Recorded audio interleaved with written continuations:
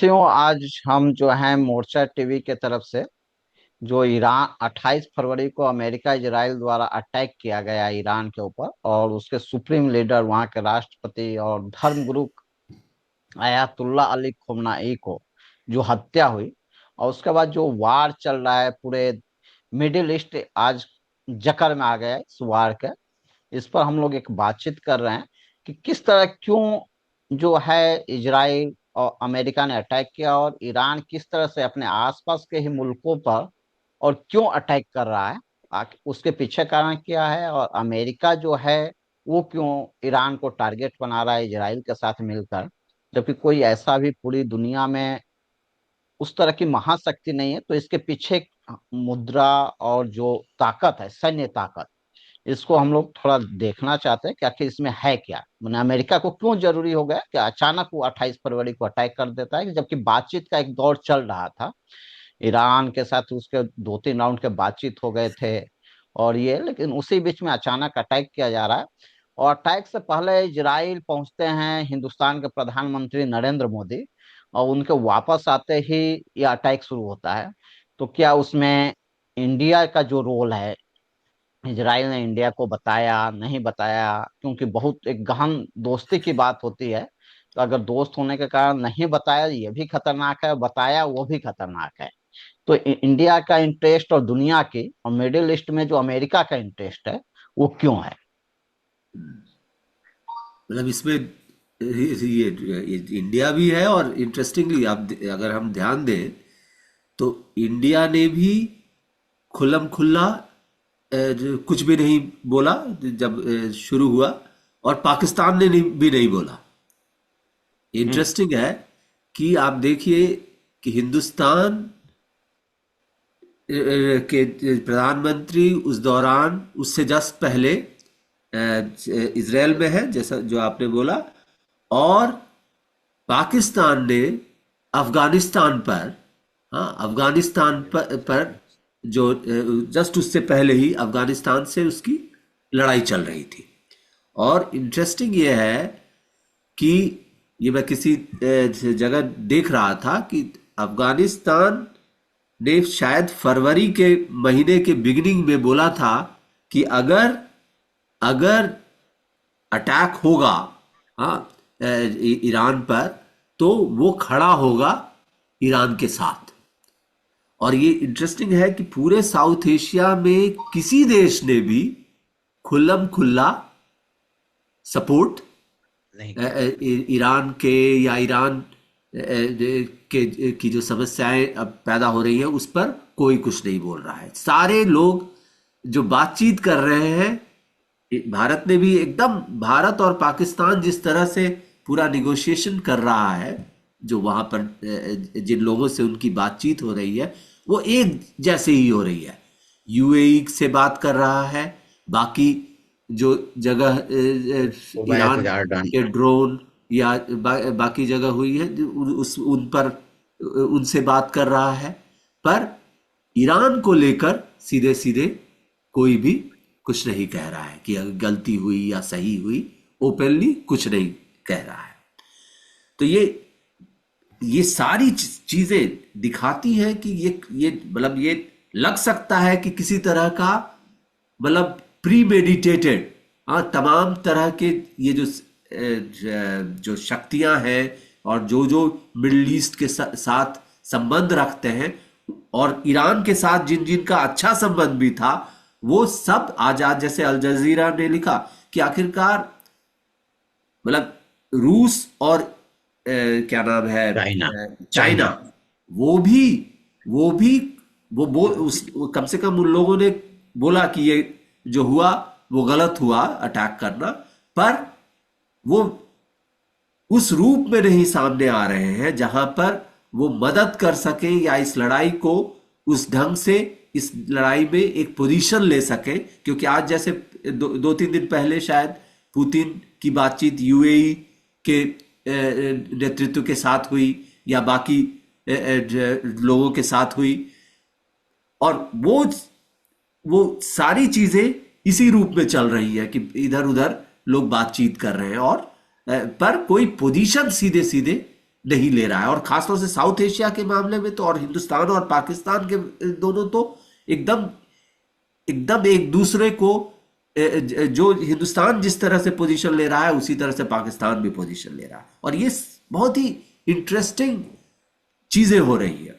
जो दूसरी बात आपने कही कि ये अचानक, जो मुझे लगता है कि इसको अचानक के रूप में हमें नहीं देखना चाहिए, क्योंकि ये घटनाएं लगातार ही, आप देखिए कोई भी प्रेसिडेंसी जो दरवाजा बंद। अमेरिका की रही है आज 1989, खासतौर से सोवियत संघ के खत्म होने के बाद से, कोई भी प्रेसिडेंसी मिडिल ईस्ट में सबने अपना अपना कोशिश किया है। सबसे पहले आप देखिए कुवैत और जो इराक के बीच में जो किस साल हुआ था, 91 में था ना शायद, हाँ, उस हाँ हाँ। समय हुआ। उसके बाद लगातार अफगानिस्तान की चीज, अफगानिस्तान को लेकर लड़ाइयाँ शुरू हुई। उसके बाद मतलब ये जो ट्रेंड है, इसमें ऐसा कोई भी प्रेसिडेंट, चाहे डेमोक्रेट हो या रिपब्लिकन हो, कोई भी जो है वो मिडिल ईस्ट और उस पूरे रीजन से अपने आप को, मतलब उसमें कहीं ना कहीं कुछ अपनी गतिविधि करते रहा है। तो मैं समझता हूं कि इसको, और ट्रम्प शुरू में अपने आप को जिस तरह से पोज कर रहा था कि वो इन सब चीजों में नहीं जाएगा, वो भी चला गया। हाँ, तो ये दिखाता है कि कुछ तो हो रहा है। ये कोल्ड वॉर के खत्म होने के बाद से लगातार अमेरिका की ये जरूरत कि वो इस तरह के युद्धों में अपने आप को इंगेज करे, ये कहीं ना कहीं कुछ किसी चीज से, किसी कोई जरूरत से ये पैदा हो रही है। इसको हम लोग पूरी तरह से अचानक नहीं ले सकते हैं ये। हाँ, इसी पर मैं चाह रहा हूँ कि सही बात है कि अचानक नहीं है। आपने बोला कि फरवरी महीना में अफगानिस्तान ने बोला था कि हम ईरान के साथ खड़े होंगे, हाँ लेकिन आप देखेंगे कि ईरान से ठीक अटैक से पहले पाकिस्तान जो है अफगानिस्तान से भिड़ जाता है और उस पर हाँ बमबारी करता है। तो क्या हाँ इस दोनों का भी एक लिंक बैठता है? और हाँ ये सबको पता था कि और ये होने वाला है, ताकि अफगानिस्तान उधर उलझे हाँ रहे और ईरान का मदद मतलब नहीं कर पाए। बिल्कुल बिल्कुल, मैं जब ये कह रहा था, वो शब्द मैं यूज नहीं करना चाहता था कि एक एक जो हम लोगों की कॉन्स्पिरेसी थ्योरी अगर हम देना चाहे, तो ये लगता है, मतलब एक कॉन्स्पिरेसी थ्योरी बन सकती है कि अमेरिका ने हिंदुस्तान और पाकिस्तान दोनों को कहीं ना कहीं, क्योंकि ईरान को आइसोलेट करने की इनकी जरूरत थी, और ईरान को आइसोलेट करने के लिए, क्योंकि हिंदुस्तान का रिश्ता ईरान के साथ बहुत अच्छा रहा है, हाँ, और लगातार जो उसकी तेल की ज़रूरत है, एक तरफ रूस हो तो दूसरी तरफ ईरान से, और बाकी चीज़ों के मामले में भी काफ़ी रिश्ता बनता रहा है।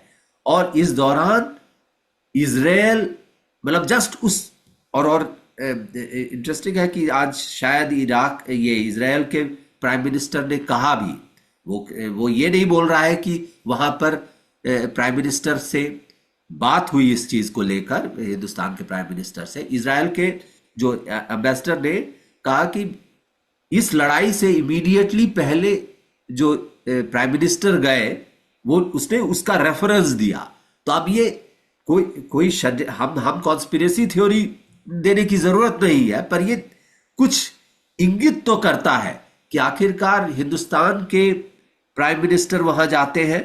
हाँ, उससे पहले पाकिस्तान और अफगानिस्तान के बीच झड़प होती है, और जब ये लड़ाई जब शुरू होती है, और ये दोनों ही जो शासन है, चाहे पाकिस्तान के हो चाहे हिंदुस्तान के हो, ये दोनों ही शासन एक तरह से चुप्पी साध लेता है, और बाकी जो गल्फ की जो देश है, उन लोगों से वो वार्तालाप कर रहा है, पर सीधे सीधे ईरान पर जो अटैक हुआ उस पर कोई पोजीशन नहीं ले रहा है।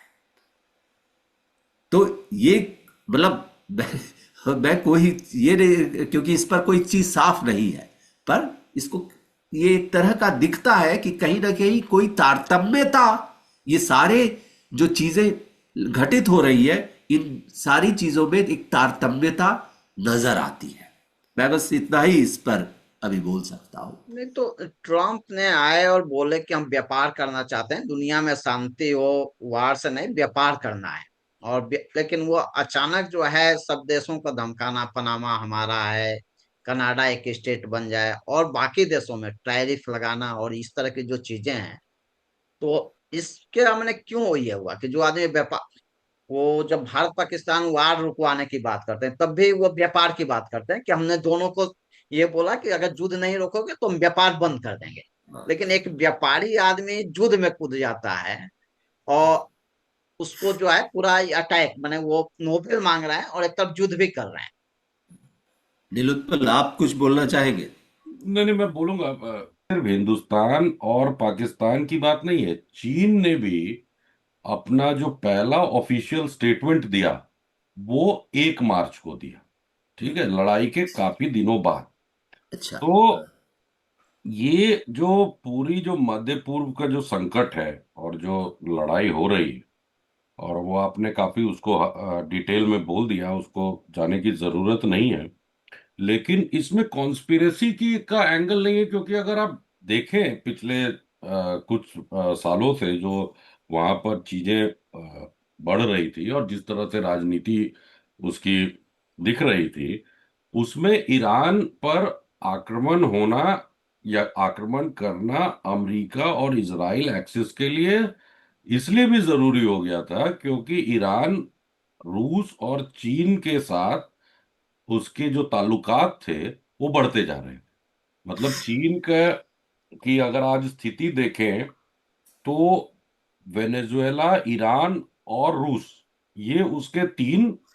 प्राइमरी ऑयल सप्लायर थे। बिल्कुल। हाँ। और कुछ ही हफ्तों पहले इस लड़ाई से, जो आक्रमण से, ईरान, रूस और चीन के साथ नौसैनिक अभ्यास भी हुआ। तो ये एक तरह से इसको हम देख सकते हैं और इस पर काफी बात भी कर सकते हैं। ये लड़ाई केवल संसाधनों की नहीं है, ये अमेरिकी वर्चस्व की भी लड़ाई है। और इसको हम कुछ हद तक साम्राज्यवादी जो नीतियां हैं उससे भी लिंक करके जोड़ के देखना चाहिए। मतलब अभी हो क्या रहा है कि जो जितने लोगों को मैंने पढ़ा, वो खास करके जो अपने वामपंथी विश्लेषक, वो इसे सिंपल देख रहे हैं कि ये ईरानी तेल और वेनेजुएलाई तेल पर कब्जे की लड़ाई जो ट्रम्प की। लेकिन मुझे लगता है कि ये संसाधन से ज्यादा उस वर्चस्व की लड़ाई है जो चीन रूस के साथ जो एक ब्लॉक बन रहा था, उस ब्लॉक के जो कमजोर पार्टनर हैं, है ना, उन पर ये आक्रमण करके उन लोगों को एक सबक भी है। इसीलिए जो आप कहे, और बिल्कुल सही कहे, कि देखिए ना हिंदुस्तान ने कोई मतलब ऑफिशियल एक पोजीशन लिया, ना पाकिस्तान ने। और यही चीज अगर हम 30-40 साल पहले सोवियत जब था यूनियन और कोल्ड वॉर के टाइम में, हर एक कंट्री एक पोजीशन ले लेता। वो ठीक है, वो पोजीशन आइडियोलॉजिकल था नहीं था, क्या था उस पर वो अलग विषय है। लेकिन आज इवन देखिए कि जो यूके है, वो जिसको कि मतलब स्टेट ऑफ यूनाइटेड स्टेट्स कहते हैं, वो भी बोल रहा है कि हम तुम्हारे साथ इस लड़ाई में नहीं।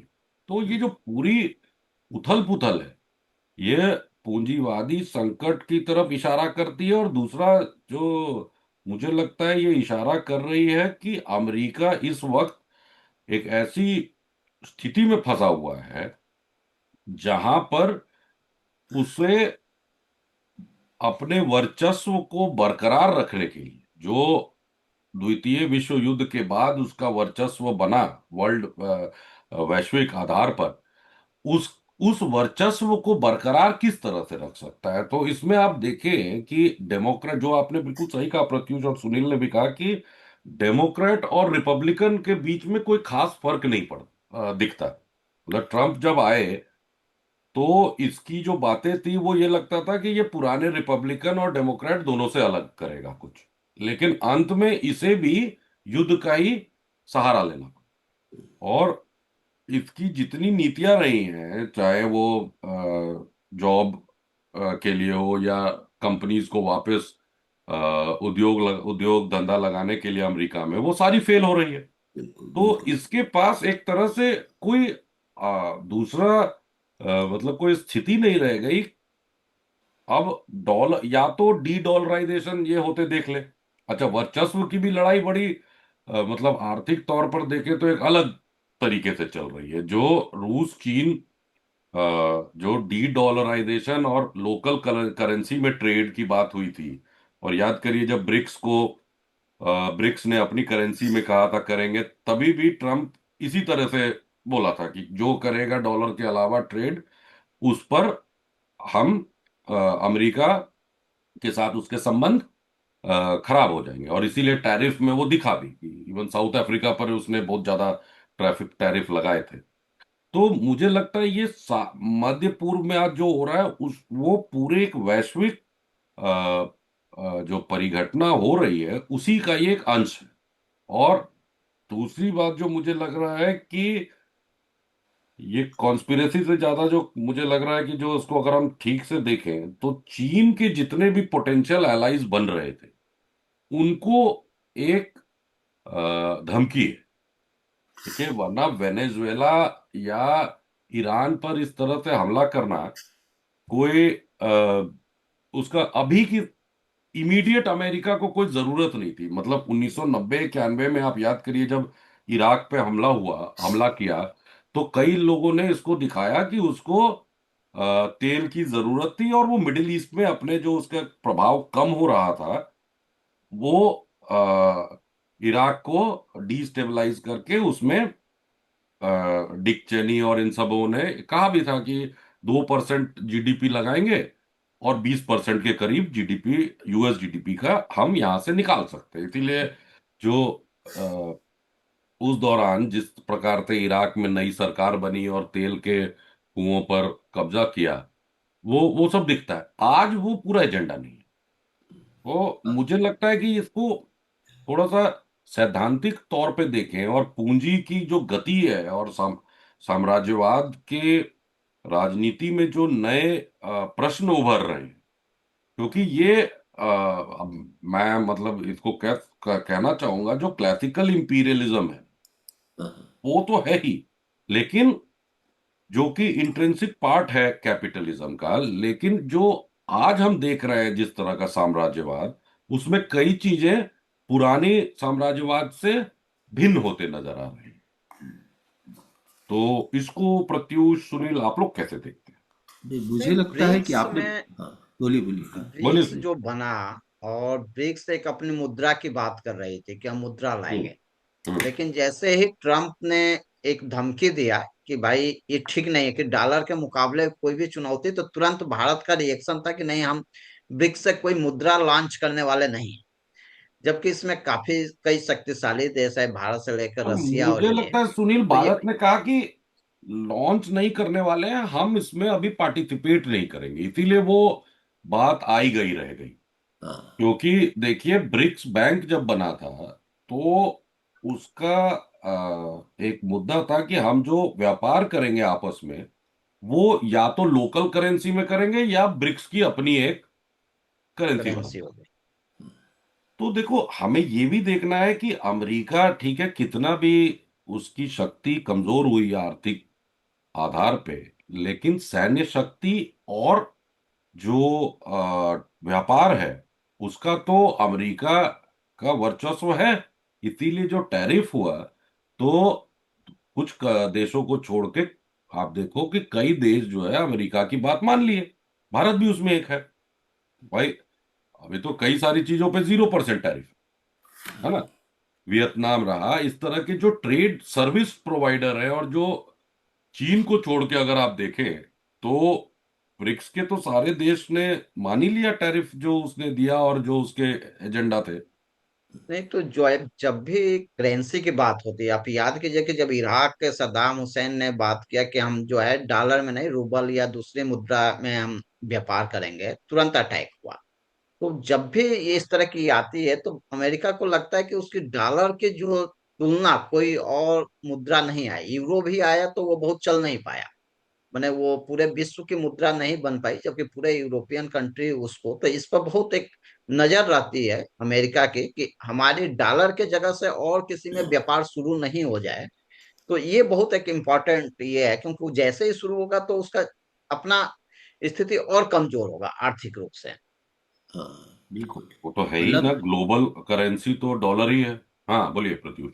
हाँ नहीं, मैं वही कह रहा हूँ कि ये जो आप लोगों ने बोला, ये जो करेंसी और डॉलर की जो बात उठ रही है, मुझे लगता है कि एक जो अहम मुद्दा है जो रहा है 1970 के दशक से, और ख़ास तौर से जो ऑयल क्राइसिस आया था 67-68 के बाद से, हम्म।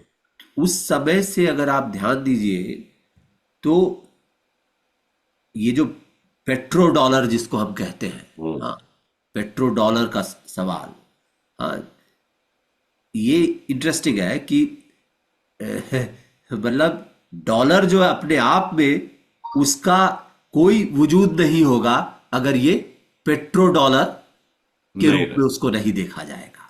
और उसका अर्थ ये है कि मतलब जब जब हम वर्चस्वता की बात और अमेरिकी दबदबे की बात कर रहे हैं, तो अमेरिकी दबदबे का जरिया भी डॉलर डॉलर है। है। हाँ, मतलब वो अपने आप को तो सब, इसीलिए तो डी डॉलराइजेशन जहां होता है हाँ, अमेरिका जो है हाँ वो बिल्कुल परेशान हो बिल्कुल जाता है। बिल्कुल। और मतलब ये दो चीजें, डॉलर और आर्म्स, ये दो दो ऐसी चीजें हैं जिसके आधार पर वो अपनी वर्चस्वता को बनाए रखता है। और जहां जहां मतलब मतलब जो अगर अगर हम मतलब जब तक सोवियत यूनियन था तब तक एक जो आइडियोलॉजिकल एनिमी के रूप में उसको नजर मतलब उसको सामने रखकर जब बात होती थी, तो जो ये जो आर्थिक कनेक्शन है उसका नंगा स्वरूप सामने नहीं आता था कि ये मुद्दा डॉलर और ये ग्लोबल आर्म्स करेंसी। का हम्म। मामला है। जब जब सोवियत संघ, आप मतलब ये सोचने वाली बात है कि सोवियत संघ जब खत्म हुआ उसके बाद हड़कंप मची हुई थी कि किस चीज को वो पोल की तरह पेश करे ताकि जो डॉलर का से एंगेजमेंट है और जो अमेरिकी हथियारों से के साथ का जो दबदबा है, ये दोनों को बनाए कैसे रखा जाए। क्योंकि किसी ना किसी तरह की आपको जो क्योंकि जस्टिफिकेशन कंसेंसस बनाने के लिए भी, हाँ, क्योंकि अभी अभी क्या है, जो चीजें ट्रंप के जमाने में नंगे रूप में आ जा रही है बार बार, वो इसीलिए हो रहा है क्योंकि ये लगातार ये खतरा बनता था आतंक, मतलब रूस के ये सोवियत संघ के चले जाने के बाद जो मुख्य आइडियोलॉजी जो बनी, इंटरनेशनल आइडियोलॉजी, वो थी आपकी आतंकवाद के खिलाफ युद्ध। हाँ, शुरू में उसका जो है इराक नजर आया, इराक को सामने रखा गया, हाँ, ये अफगानिस्तान को सामने रखा गया, हाँ, और कई सालों से अगर आप देखेंगे तो बस वही जो टेररिज्म का जो लैंग्वेज है उसी को सामने रखकर जस्टिफिकेशन आप किसी ना किसी तरह से जो अमेरिकन हेजेमनी के लिए जस्टिफिकेशन ढूंढने की कोशिश होती थी। क्योंकि आप देखिए, अगर ऐसी जो आइडियोलॉजिकल फॉर्म नहीं रहेगा, इसको अगर हम आइडियोलॉजिकल फॉर्म के रूप में हम देखें, पहले कोल्ड वॉर था और उसके बाद ये अगर हम नहीं देखें, तो समस्या ये होती है कि जो उसके साथ अलायंस में जा रहे हैं राष्ट्र, वो राष्ट्र को मतलब उसको उनको जोड़ने के लिए अपने अपने यहाँ जो लोग अपने यहाँ की जो पब्लिक है उसको कन्विंस करने के लिए कोई ऐसी जो वैचारिक जो मतलब कोई कंसेंट क्रिएट करने की ऐसी जो ऐसा जो वैचारिक हथियार वो मौजूद नहीं। पहले रूस रहता था, पहले सोवियत संघ की बात को हमेशा पोस्ट करता था।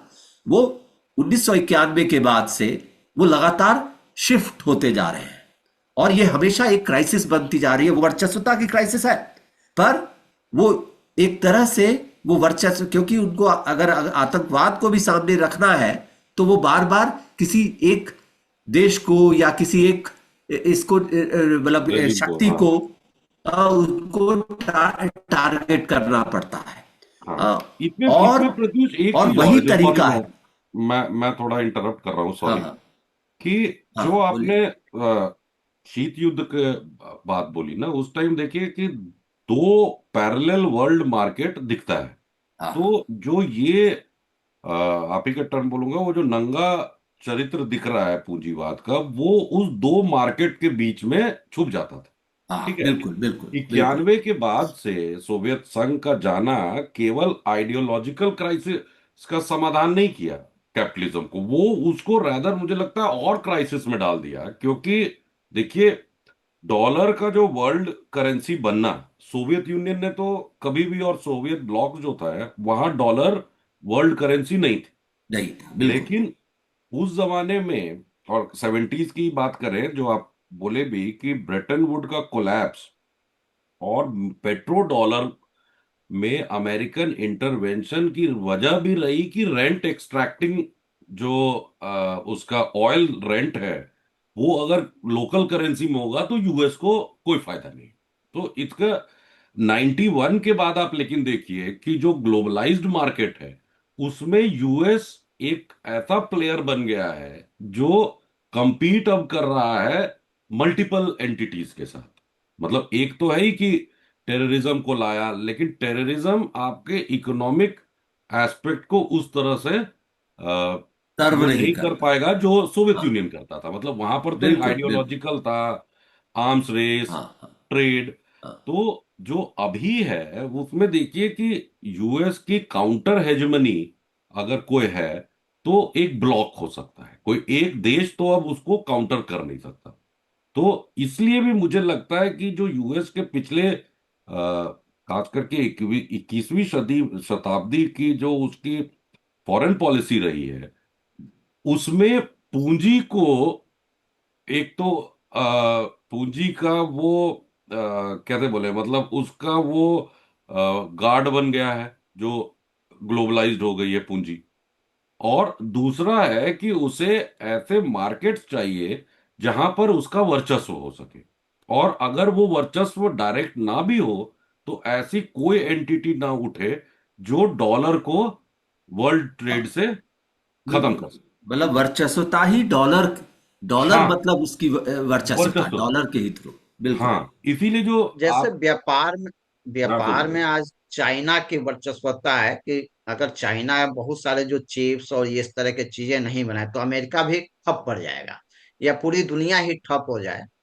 तो पूरा एक मैंने व्यापार में आप देखिए उसका बढ़ता जा रहा है, वर्चस्व जो है चाइना का बढ़ता जा रहा है और पूरे दुनिया को छा गया है। और जैसे कि शुरुआत में ही बात हुई कि वेनेजुएला या ईरान या रसिया और चाइना का एक ये कॉम्बिनेशन बन रहा है, तो क्या इसमें आप लोग देख रहे हैं कि जो ईरान, क्या यहाँ भी कुछ मुद्रा की बात थी या चाइना के कारण, कि चाइना की तरफ झुकाव था तो चाइना को एक तरह से बताना या चाइना के साथ जाने वाले देशों को एक तरह से इंगित करना कि अगर तुम ज्यादा उधर झुकोगे तो तुम्हारा भी हर्ष यही होगा।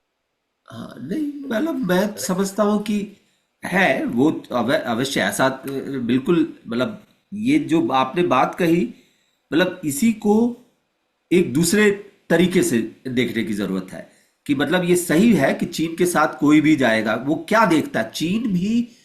मतलब देखिए, जो जो निरुत्पल भी बोल रहे थे कि जो स्थिति, मतलब ये सारी चीजें, मतलब चीन, रूस, या ये सब जो नेशन स्टेट की जो एंटिटीज रही है, अब मतलब इसमें एक चीज हम लोगों को सबसे पहली बात जो निरुत्पल बोल रहे थे कि भाई वर्चस्वता की का जो संकट है, हाँ, वर्चस्वता का संकट जो अमेरिका का, और यहाँ पर कोई मतलब वो संकट, यानी उसकी वर्चस्वता ऐसी नहीं है कि वर्चस्वता नहीं है, पर मैं ये कह रहा हूं कि वो बार बार उस पर सवाल चिन्ह, और वो हमेशा उससे कमजोर पड़ता है। और उसकी वजह जो आपने बताई, मतलब सुनील ने जो बताई, कि मतलब चीन का बढ़ना, वो ये नहीं है कि उसके साथ ईरान जुड़ा हुआ है केवल।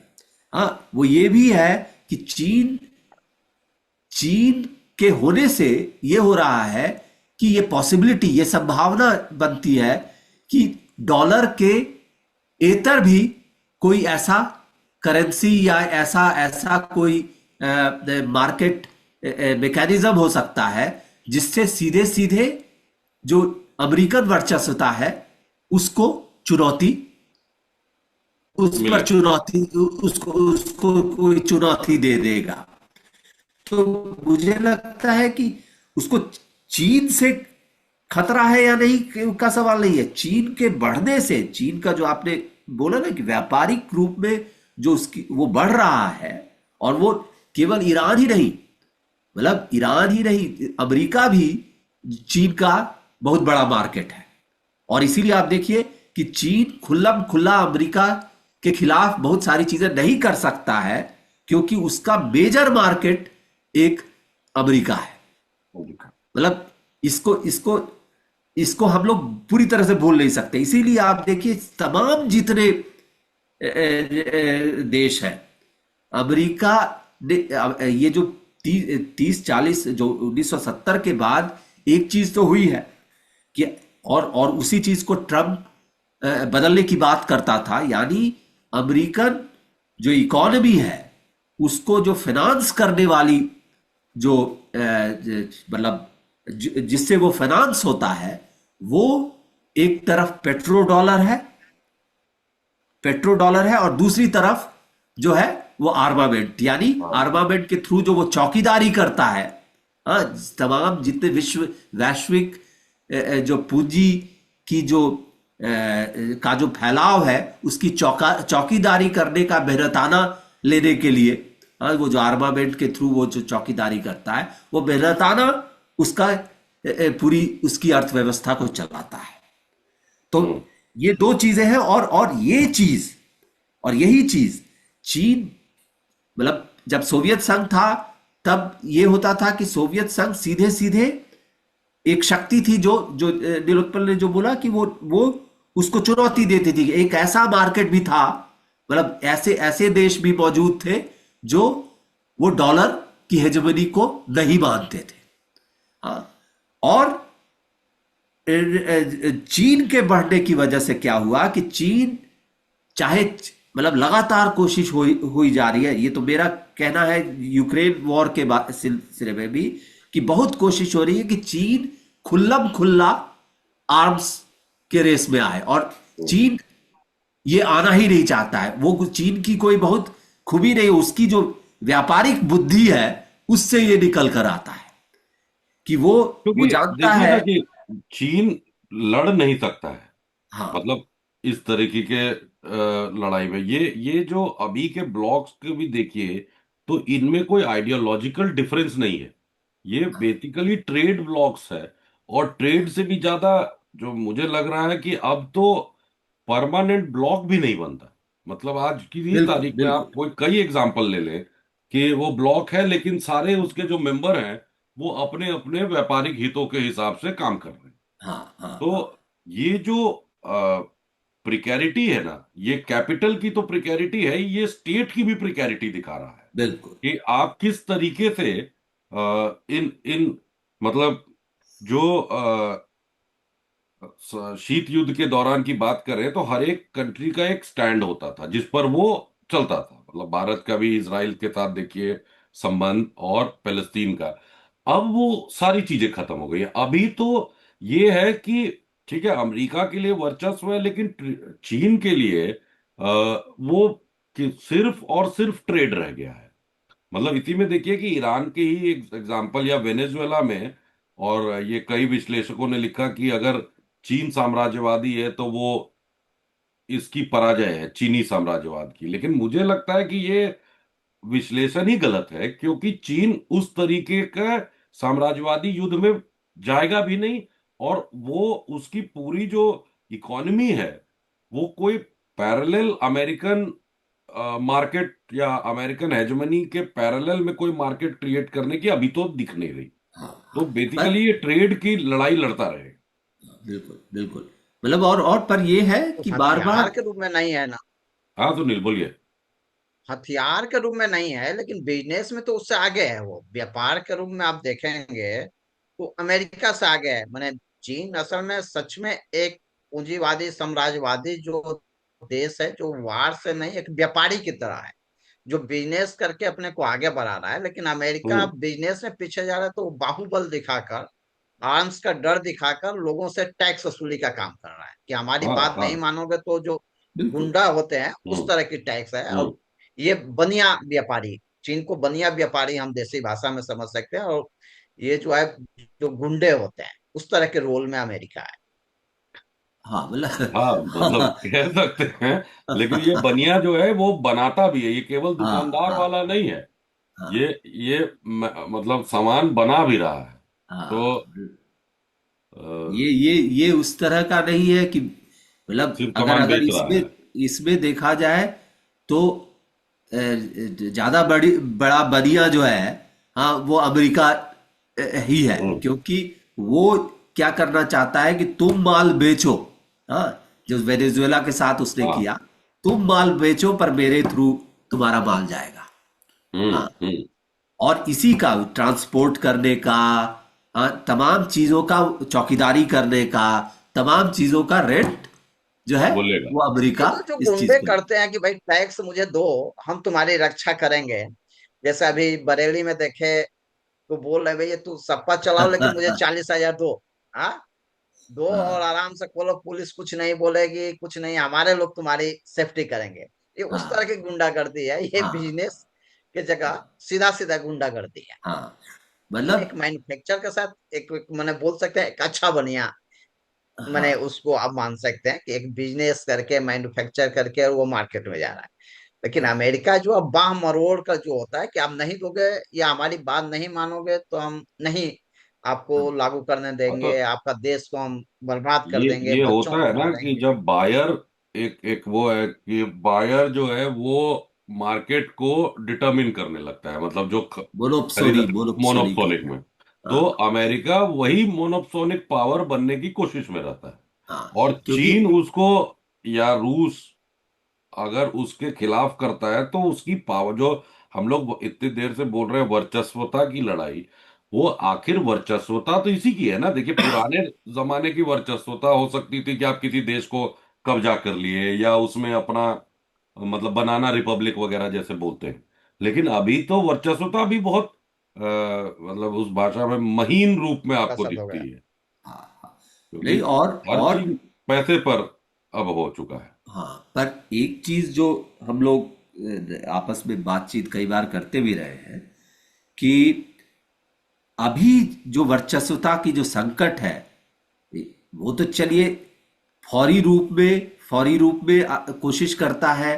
वो चाहे युद्ध के थ्रू हो, ये चाहे वो किसी तरह के एंगेजमेंट के थ्रू हो, वेनेजुएला पर जिस तरह से किया गया, या बाकी देशों के साथ जिस तरह के झड़प होते हैं, ये फौरी तौर पे एक और संकट जो फेस कर रहा है अमेरिका, उस संकट से भी, क्योंकि उस संकट से उबर नहीं पा रहा है। हाँ, और वो संकट उसके उसके खुद के अंदरूनी, और वो केवल वर्चस्वता से नहीं रिलेटेड है, उसके खुद के अंदरूनी जो अर्थव्यवस्था का जो एक तरह से कहा जाए कि जो मतलब एक पूरी तरह से जो मतलब जो आर्थिक जो इकोनॉमिक एक्टिविटीज है, उस इकोनॉमिक जो एक्टिविटीज है जिसमें वो इंटरनली अपने लोगों को इंगेज करता है, एम्प्लॉयमेंट देता है, वो देने की भी जो उसकी कैपेसिटी थी, हाँ, वो तो जिस रूप खत्म में ही है। कैपेसिटी थी, वो खत्म होती गई है। और ये याद से नहीं, 1970 के दशक से होती गई है। पर पिछले कई सालों से, कम से कम 2 दशकों से, वो चीज इवेड इन वॉर से इन सारी चीजों, जो युद्ध होते हैं, इन सब चीजों से वो कोशिश करता है कि लोगों का ध्यान जो अंदरूनी तौर पर लोगों का ध्यान उस पर न जाए। हम्म। हाँ। और और ये मतलब जो आप ट्रम्प जब आया था, तो बेसिकली उसका जो युद्ध के खिलाफ जो रेटरिक था कि हम युद्ध में नहीं जाएंगे, हम शांति बनाने की कोशिश करेंगे, वो और और उसके साथ जो जुड़ा हुआ था कि हम हमारे यहाँ जो उद्योग चले गए हैं हमारे यहाँ से, उनको हम वापस लाएंगे और फिर से एक औद्योगिकीकरण अमेरिका का होगा। और ये प्रॉमिस था उसका। और ये समस्या मतलब ये बाइडन बाइडन का जब रिजीम आया ट्रंप के पहले प्रेसिडेंसी के बाद, उसको साफ साफ हो गया कि ये काम हम कर नहीं सकते हैं। तो उसने फिर जो है, अगर हम ध्यान दें तो यूक्रेन का युद्ध, जो यूक्रेन रूस का युद्ध, उसको एक अपॉर्चुनिटी देता है कि फिर से एक आर्म्स रेस में किसी तरह के वर्चस्वता के जो एक्सरसाइज है, ग्लोबल एक्सरसाइज, उसके एंगेजमेंट में वो जाए। ठीक है। अब इंटरेस्टिंग ये है कि फिर जब ट्रंप आया, क्योंकि लोगों को, अमेरिका के लोगों को ये रेटरिक अब कन्विंस नहीं कर पा रहा है, ये जो बाहरी वर्चस्वता का जो रेटरिक है वो उनको कन्विंस नहीं कर पा रहा है। तो ट्रंप ने फिर से उसी बात को कहा था कि हम इस तरह के युद्धों में नहीं जाएंगे। और हाँ, तो और मागा की तो पूरी फिलॉसफी यही है ना, मेक अमेरिका ग्रेट की। हाँ। ये जो डी इंडस्ट्रियलाइजेशन जो इन लोगों ने किया, और ये देखिए ये बहुत अच्छा बात है, क्योंकि इससे आज की जो हालत है पूंजीवाद की, देखिए अमेरिका में सबसे ज्यादा फॉरेन इन्वेस्टमेंट होता है। मतलब 2024 का जो डेटा मेरे पास है, यहीं पे देख रहा हूं, उसमें उसको नंबर वन है। लेकिन वो इन्वेस्टमेंट सारे होते हैं फाइनेंशियल सेक्टर में। तो आम जनता को, आम मजदूर को, और जो कम पढ़ी लिखी जनता है, उसकी तो दिनों दिन हालत खराब होती जा रही है। और इन्फ्लेशन वगैरह तो ट्रम्प के राज में और बढ़ गया है। वहीं दूसरी ओर आर्मामेंट बेचकर भी वो जो पूंजी आती है, या जो पैसा आ रहा है, वो भी आम जनता में नहीं जा रही है। और ये आप बहुत मतलब सही बात उठाए कि देखिए वो अमेरिका वर्ल्ड में तो वर्चस्वता की लड़ाई लड़ रहा है, लेकिन इंटरनल जो क्राइसिस है उसका, वो सॉल्व नहीं हो पा रहा। हाँ। तो मतलब अब वो लेकिन उसके एक चीज पास बताइए, मतलब, हाँ। मैंने प्रत्युष ने सवाल उठाया कि जब ट्रम्प आया तो मैन्युफैक्चरिंग कंपनियों को इनवाइट किया, तो आखिर वो क्या ऐसा कारण है कि कंपनियां वहां नहीं जाना चाह रही हैं? बाकी देशों में वो, जबकि कई तरह की धमकी भी दिया कि आप पर टैक्स लगाएंगे, माल नहीं बिकने देंगे। तो हमें लग रहा है कि इस जो इकोनॉमी, जो ये तरीके हैं कि दुनिया से आखिर उन कंपनियों को क्या सस्ता श्रम है या सस्ता कच्चा हाँ, माल है या क्या चीज है, वो सस्ता अमेरिका में श्रम। जाकर, अमेरिकी कंपनी अमेरिका का अमेरिका जो में ही नहीं जाना एवरेज चाहती। वेज है, उसको आप कंपेयर करें बांग्लादेश से, चीन से, भारत से, वियतनाम से, तो वो कई गुना ज्यादा है।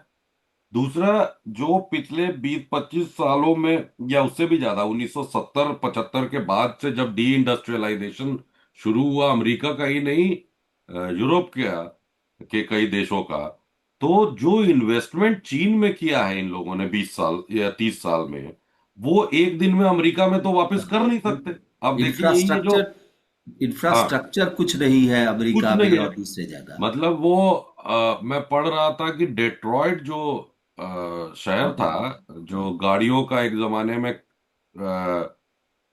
ये कैपिटल कहा जाता था, ऑटोमोबाइल का ना कैपिटल, वो आज घोस्ट टाउन बन चुका है। अब आप चाहेंगे कि गाड़ी 2 दिन में, तो गाड़ी की फैक्ट्री बनती नहीं है। वही चीज याद करिए कि ये चिप मैन्युफैक्चरिंग में हुआ कि पांच पांच मतलब ये क्या बोलते हैं, 5 महीने में कोई भी कंपनी चिप की कंपनी बना नहीं सकती आपकी। तो ये तो ओवर्ट है कि जो 40-50 सालों में इन्वेस्टमेंट हुआ चीन में, और चीन ने खुद किया, क्योंकि उसके पास एक चीज तो था कि एक इंफ्रास्ट्रक्चर बना हुआ था उसके सोवियत संघ की मदद से, और उसने अपना भी इंडस्ट्री औद्योगिकरण किया था।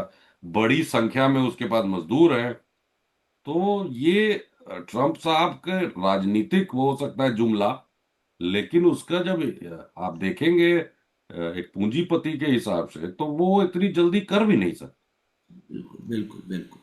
और इसी तरह के जो आगे हम अलग अलग विषय पर चर्चा करते रहेंगे कि ईरान वार के और आयाम क्या क्या है, तो हम लोग अलग अलग दिन अलग अलग पार्ट पर बात करेंगे।